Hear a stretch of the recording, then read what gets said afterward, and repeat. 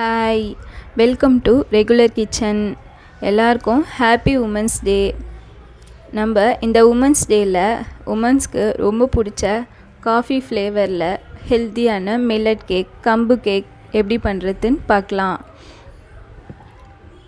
இந்த சூப்பர் சாஃப்டான கேக் பண்ணுறதுக்கு ஃபஸ்ட்டு நம்ம ஒரு கிண்ணம் எடுத்துக்கலாம். அந்த கிண்ணத்தில் நம்ம வீட்டில் இருக்க ஏதாவது ஒரு கப் எடுத்துக்கோங்க. அதில் 1/4 கப் வாசனை இல்லாத எந்த எண்ணெய் வேணாலும் யூஸ் பண்ணிக்கோங்க, சேர்த்துக்கோங்க.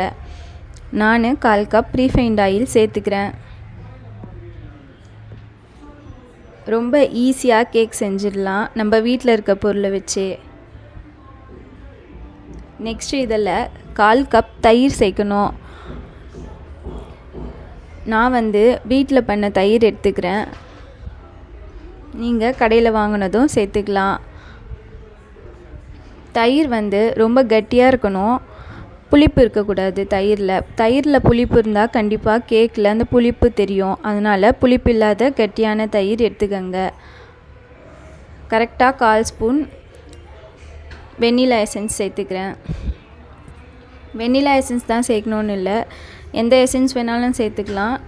நம்ம காஃபி ஃப்ளேவர் பண்ண போகிறதுனால காஃபி கூட வெண்ணிலா எசன்ஸ் கரெக்டாக மேட்ச் ஆகும். அதனால் நான் வெண்ணிலா எசன்ஸ் சேர்த்துக்கிறேன். அப்புறமா 1 spoon baking powder, 1/4 spoon baking soda. ஒருவேளை இது ரெண்டும் உங்ககிட்ட இல்லைன்னா 3/4 ஸ்பூன் நார்மலாக கடைகளில் கிடைக்கிற ஆப்ப சோடா யூஸ் பண்ணிக்கோங்க. அப்பயுமே கேக் சாஃப்டாக தான் வரும். வெண்ணிலா எசன்ஸுக்கு பதிலாக நம்ம ஏலக்காய் தூளும் யூஸ் பண்ணிக்கலாம். இப்போது ஒரே ஒரு பிஞ்ச் உப்பு ஆட் பண்ணிக்கிறேன். எதுக்குன்னா நம்ம இதில் சேர்க்குற ஸ்வீட்னஸை அந்த உப்பு தூக்கி கொடுக்கும். அதுக்காக இதில் 1/4 கப் சர்க்கரை எடுத்துக்கிறேன். அப்புறமா 1/2 கப் நாட்டு சர்க்கரை. நீங்கள் ஃபுல்லாகவும் நாட்டு சர்க்கரையவும் யூஸ் பண்ணலாம், ஃபுல்லாகவும் சர்க்கரையவும் யூஸ் பண்ணலாம். அதுவும் நல்லா தான் இருக்கும்.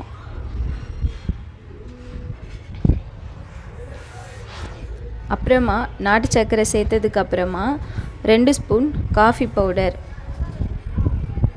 இங்கே பாருங்கள், கரெக்டாக 1/4 கப் சர்க்கரை எடுத்தேன், அதனால் 1/2 கப் நாட்டு சர்க்கரை. இது கரெக்டான சுகர் இருக்கும். நீங்கள் சுகர் கம்மியாக சாப்பிடுவீங்கன்னா ரெண்டும் சேர்ந்த மாதிரி 1/2 கப் எடுத்துக்கோங்க, இல்லை எதனா ஒன்று 1/2 கப் எடுத்துக்கோங்க. இப்போ இதில் 2 ஸ்பூன் காஃபி பவுடர் ஆட் பண்ணிக்கிட்டேன். அப்புறமா 1/2 கப் பால் எடுத்துக்கோங்க. நம்ம எந்த கப்பில் மெஷர் பண்ணமோ அதே கப்பில் 1/2 கப் பால் எடுத்துக்கோங்க.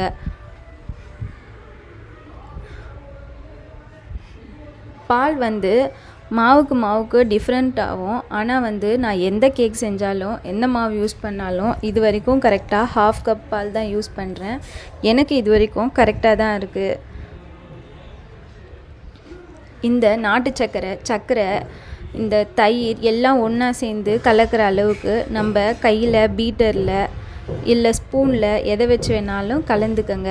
கலந்துக்கிட்டு நாட்டு சர்க்கரை எல்லாம் கரைஞ்ச உடனே, எல்லாம் ஒன்று சேர்ந்து வந்த உடனே நம்ம எந்த கப்பில் எல்லாம் எடுத்தோமோ அந்த கப்பில் 1 கப் ஃபுல்லாக கம்பு மாவு சேர்த்துக்கிறேன். நீங்கள் இந்த கம்பு மாவுக்கு பதிலாக ராகி மாவு, கோதுமை மாவு, மைதா மாவு, எந்த மாவு வேணாலும் ரீப்ளேஸ் பண்ணி செய்யலாம். நம்ம இன்றைக்கி கம்பு மாவில் கேக் செய்கிறோம். சேர்த்து நல்லா ஒன் சைடாக இந்த மாதிரி கலந்துக்கணும். நம்ம சேர்த்த மாவை ஒன் சைடாக இப்படி தான் கலக்கணும், 2 சைடும் சேர்ந்த மாதிரி கலக்கக்கூடாது. கேக் பண்ணுறதுக்கு எப்பயுமே செய்யக்கூடாது. கலந்துட்டு செக் பண்ணோன்னா இதுதான் ரிப்பன் கன்சிஸ்டன்சி. இந்த கன்சிஸ்டன்சி இருக்கான்னு சொல்லிட்டு 1க்கு 2 வாட்டி செக் பண்ணிக்கோங்க. இல்லைன்னா பாலோ மாவோ கூட ஆட் பண்ணி இந்த கன்சிஸ்டன்சிக்கு வர வச்சுருங்க. அப்புறமா ஒரு டிஃபன் பாக்ஸில் 1/2 ஸ்பூன் நெய் ஊற்றி ஃபுல்லாக ஸ்ப்ரெட் பண்ணி விட்டுக்கிட்டேன். அதுக்கப்புறமா 1/2 ஸ்பூன் மைதா மாவு சேர்த்துக்கிட்டேன், டிஃபன் பாக்ஸை டஸ்ட் பண்ணுறதுக்கு. சேர்த்து அந்த மாவை எல்லா பக்கமும் சுற்றி டஸ்ட் பண்ணி விட்டுருங்க. நீங்கள் வேணும்னா பட்டர் ஷீட்டும் யூஸ் பண்ணிக்கலாம். டஸ்ட் பண்ணிவிட்டு செஞ்சு வச்சுருந்த பேட்டரை அந்த டிஃபன் பாக்ஸில் சேர்த்து 2 டேப் பண்ணிக்கோங்க. இந்த மாதிரி 2 வாட்டி தட்டி விட்டுக்கணும்.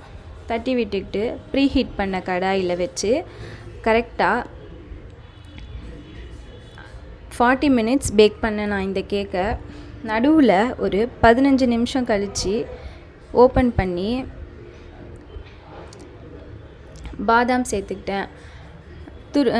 சின்ன சின்னதாக கட் பண்ண பாதாம். இங்கே பாருங்கள், இந்த மாதிரி ப்ரீ ஹீட் பண்ண கடாயில் அந்த டிஃபன் பாக்ஸ் வச்சுட்டு ஒரு தட்டு போட்டு அந்த கடாயை க்ளோஸ் பண்ணிட்டேன். அவ்வளோதான். 15 minutes கழித்து பாதாம் சேர்த்துக்கிட்டேன். கரெக்டாக நான் 30 minutesக்கு அப்புறம் எடுத்து பார்த்தேன், கேக் வேகலை. கரெக்டாக திரும்பவும் ஒரு 10 minutes வேக வச்சு 40 minutesக்கு அப்புறம் எடுத்தால் நல்லா வெந்திருந்துச்சு. கத்தியில் எதுவும் ஒட்டாமல் வந்துருந்துச்சு. இப்போ எடுத்து நல்லா சூடு ஆறினவுடனே நீங்கள் கவுத்து போட்டு சும்மா தட்டினீங்கன்னா வந்துடும். என் பசங்க ரொம்ப அர்ஜென்ட் பண்ணிட்டாங்க, அதனால நான் லைட்டாக சூடாக இருந்துச்சு, ரொம்ப ஹாட்டாக இல்லை. அதனால் எடுத்து தட்டும்போது கொஞ்சம் வரத்து கஷ்டமாக இருந்துச்சு. ஆனால் நீங்கள் கம்ப்ளீட்டாக ஆறினவுடனே சும்மா கவுத்து போட்டு ஒரு டேப் பண்ணாலே கேக் சூப்பராக வெளியே வந்துடும். என்னோடது லைட்டாக சூடாக இருந்ததுனால நான் நல்லா ஒரு 2-3 தட்டு தட்டி வெளியே எடுத்தவுடனே அழகாக வெளியே வந்துருச்சு கேக்கு.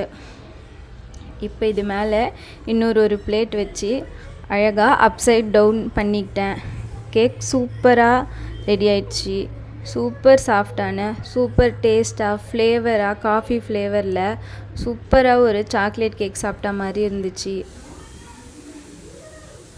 கட் பண்ணுறேன் பாருங்கள், அவ்வளோ சாஃப்டாக இருந்துச்சு அந்த கேக். அவ்வளோ டேஸ்ட்டாக இருந்துச்சு. சூப்பரான ஃப்ளேவரில் இருந்துச்சு. நீங்களும் இந்த மாதிரி ஹெல்த்தியாக டேஸ்டியாக வீட்டில் கேக் பண்ணி சாப்பிடுங்க. இதுக்கப்புறம் கடையில் கேக் வாங்கவே மாட்டீங்க. எவ்வளோ சாஃப்டாக இருக்குது பாருங்கள் அந்த கேக். அவ்வளோ ஃப்ளேவராக இருந்துச்சு. கண்டிப்பாக இந்த உமன்ஸ் டேக்கு நீங்களும் ஹெல்த்தியாக இந்த மாதிரி கம்பு கேக் செஞ்சு என்ஜாய் பண்ணுங்கள். பாருங்கள் எவ்வளோ சாஃப்டாக இருக்குது கேக்கு. இந்த மாதிரி ஹெல்த்தியான ரெசிபீஸ் சிம்பிளான வேல வேணும்னா நம்ம ரெகுலர் கிச்சனை சப்ஸ்கிரைப் பண்ணுங்கள். தேங்க்ஸ் ஃபார் வாட்சிங்.